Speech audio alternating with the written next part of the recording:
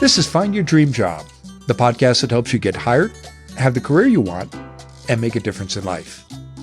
I'm your host, Mac Pritchard. I'm also the founder of Mac's List. It's a job board in the Pacific Northwest that helps you find a fulfilling career. One of the best ways to get good at job hunting is to talk to people who do it well. That's why once a month, I interview a Mac's List reader who found a job they love. Our guest today is Catherine Van. She leads equity initiatives at the Oregon Community Foundation. It's the largest private funder and charitable foundation in the state of Oregon. Catherine Van has had an unconventional career. She's worked in the media, the nonprofit world, and now in philanthropy. In a story you can find on the Mac's List website, Catherine says her unusual professional journey has become her greatest career strength. Why do you love your job, Catherine? Hey, Mac. What I love most of my job is the human element of it. And it really is about the relationships. I get to listen to people, learn from communities, and uplift their stories. You know, in a time where everything feels just so polarizing, I think building connections and relationships across differences is just so important, and just really understanding where people are coming from. You know, there's a lot of hurt out there right now, and you realize that people just want to be heard and they want to feel like they belong and have a seat at the table. So I really see an opportunity to move people closer to having that shared sense of belonging. And I can support my organization in making deeper impacts in my communities and communities right in our backyards, which really makes this work feel personal and meaningful. How did you find out about the job you have now at the Oregon Community Foundation? Yeah, so I actually got recruited. A recruiter reached out to me through one of the career sites. As you mentioned, I've had quite an unconventional path and not like your linear path to getting into equity work. And they liked the skills that I had to bring forward. And they reached out to me, and those conversations really opened doors. How did you realize this was the right job for you, Catherine? Was really looking for jobs that were people-centered. Like I mentioned, my favorite part of the job is really talking to people and really building those relationships. This is something that AI could never replace. It's really understanding people's stories, uplifting them so people can hear different perspectives, no matter how you view things or what your politics are, understanding stories and seeing where people are coming from. And there was a huge pull in making an impact in my community, joining a community foundation. As you did this job search, what was the biggest challenge you faced? Oh, gosh. Well, I can probably say I've applied to maybe hundreds of roles throughout my lifetime. And just earlier in my career, I didn't really have a method to my madness. So honestly, most of them have been met with either silence or rejection. And, the hardest part isn't just getting the no, it's the psychological toll it has on you. Whether you get that canned message that says, we appreciate your experiences, but we're moving forward with other candidates, or that dreaded phone call after your final round of interviews and they just tell you, it was really close, but we're going to move forward with someone else. Like, it's hard for that to not shake your confidence and to really question your value. Like, why wasn't I good enough? And, that's a story that you're telling yourself that's just not true. I used to tie so much of my identity to my work. And so any form of rejection just felt like personal failure. And it took me a really long time to realize that these were just business decisions. They're not verdicts on my worth. And maybe it was just bad timing. And at the risk of sounding trite, I really believe that rejection is redirection. And maybe that was really protecting me from something. Those quote unquote missed opportunities were protecting me from a role that was stagnant, or a culture that is actually really hard to navigate, or a role that was going to face layoffs a few months down the line. And I've actually seen that happen to a few roles that didn't work out for me. So I'm just so thankful. I'm just sitting thinking, like, thank goodness that those didn't work out. So it took me a while to not take rejection personally, and I know that's hard to hear in the moment, but it really has nothing to do with your value or what you bring to the table.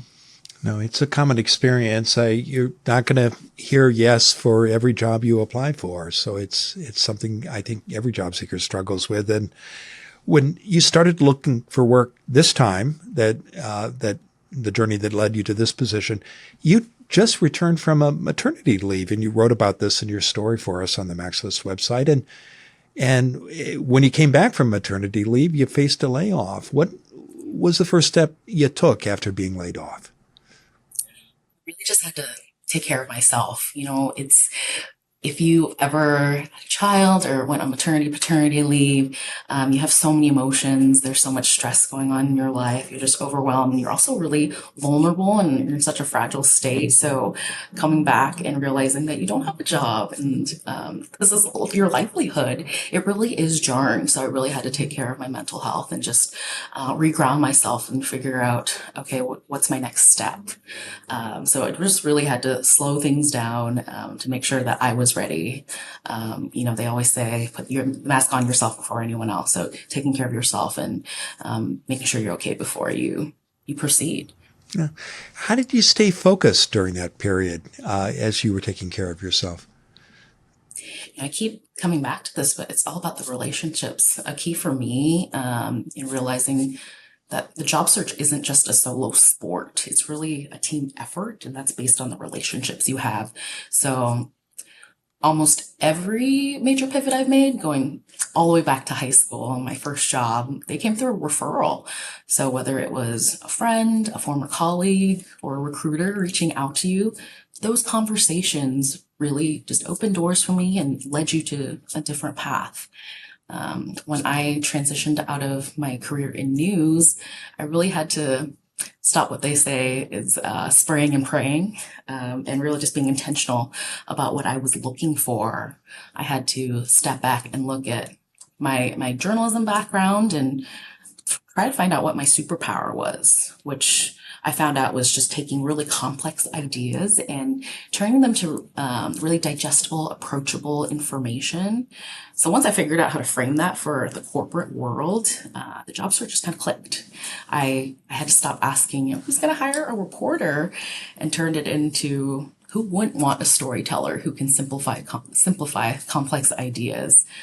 So it's really about reframing your skills, and I just found that really helpful. I also used a lot of leveraged AI tools. I think those are great for organizing your thoughts, articulating what you're trying to say, but don't rely on it to write your full story. You have a unique voice. Bring that to the table and set yourself apart. You mentioned the importance of referrals and reaching out to your network, not only throughout your career. What kind of outreach works best when you're getting ready to connect with your network? How do you recommend people do that? All sorts of ways. I think I've done everything from making cold messages on LinkedIn to going to in-person networking events, tapping into my personal network, my friends. Somebody knows somebody who can lead you to a different path or can open a door for you. I think it's really about just knowing who's in your network. And if you have a job that you're really eyeing, or if there's a career you really want to get into, I think just reaching out to them, LinkedIn, finding their email, just introducing yourself and say, hey, can I pick your brain, or can I get coffee with you and just talk about not only how you got there, but like the reality of the work. I think as adults, many of us don't have the luxury of doing internships where you would find all that information, right? So you really have to ask those tough questions. What is the culture like when things get a little crunchy, a little stressful? What types of skills do you really need to in your day-to-day that's not listed in the job description? So just making an effort. You can't be passive in this job market. You have to reach out to people. In your story for us, you mentioned that having an unconventional career has helped you a great deal. You've worked in journalism and the nonprofit world, and now in philanthropy. What convinced you, as you reflect back on your career, Catherine, that having an unconventional path is actually an advantage?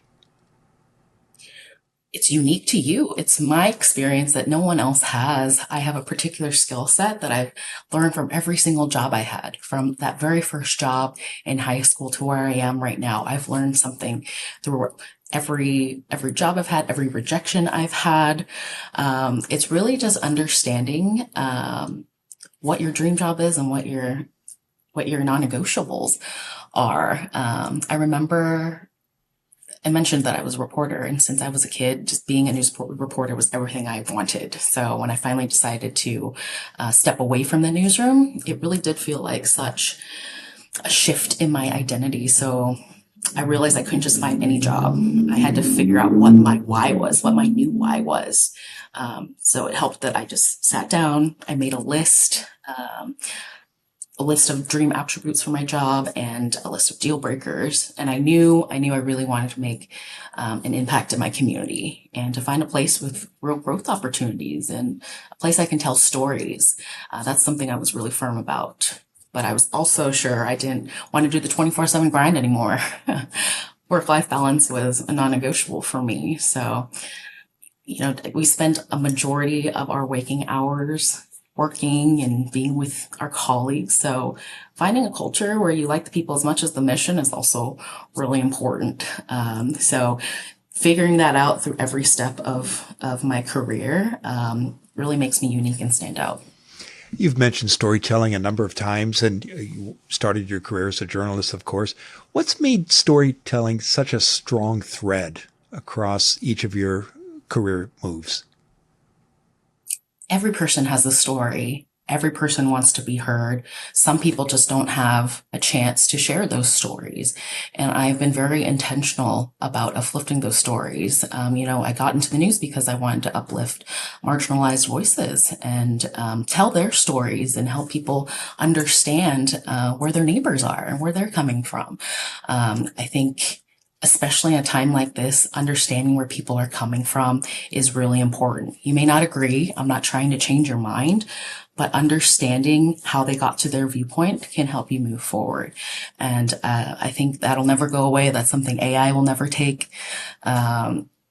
Building those relationships requires people to be a little vulnerable, and sharing your story is a way to do that. You've heard people like talking about themselves, but they also like talking about the impacts they've made on their communities, the impacts they've made on their families, and their careers and their friends. It's so wonderful hearing all the wonderful things that people are doing. So I've been very intentional about finding places that tell stories and listen to stories. Well, finally, Catherine, what's your number one job hunting tip? Number one job hunting tip. Well, first, I just want to say, if you're in the middle of a job hunt or if you've been there for a while, I see you. I've been there. The rejection is real. The layoffs feel real. And this is a market that just feels so different and daunting, and you feel like there's so much competition. So you really have to set yourself apart. Companies aren't just looking to see if you're a good match on paper, right? They're looking to see if you're a problem solver. So instead of showing this is how I'm going to fit the job description, you have to show them how you're going to make an impact. I don't know if you watched the Oscars this past weekend, but Michael B. Jordan, in his acceptance speech, he said, thank you for betting on me. Keep betting on me. Why should organizations bet on you? What specific problem can you solve for them? And if you can answer that, this will set you apart from the rest. I've mentioned that you have a unique story. You have that unique set of skills. You have experiences that are only unique to you. So bring that forward, bring that to the table. You don't just need to fit in. You just have to show them that you can actually make a difference. Oh, terrific. Well, thank you for sharing your story, Catherine. To learn more about Catherine Van's job search, visit maxlist.org/stories. And check out the Max List website for dozens of other success stories. On the second Friday of every month, we add a new interview with a Max List reader who's found a dream job. Go to maxlist.org/stories. In the meantime, thank you for listening to today's bonus episode of Find Your Dream Job. You can support our show and help others find it by leaving a review and rating on Apple, Spotify, or wherever you get your podcasts. Have a question or suggestion? Email me at mac@maxlist.org or connect with me on LinkedIn. To make sure you never miss an episode, sign up for our free weekly newsletter at maxlist.org/podcasts. This show is produced by MaxList. Susan Thornton Huff schedules our guests and writes our newsletter. Lisa Kislin-Barry Anderson manages our social media and creates our transcripts.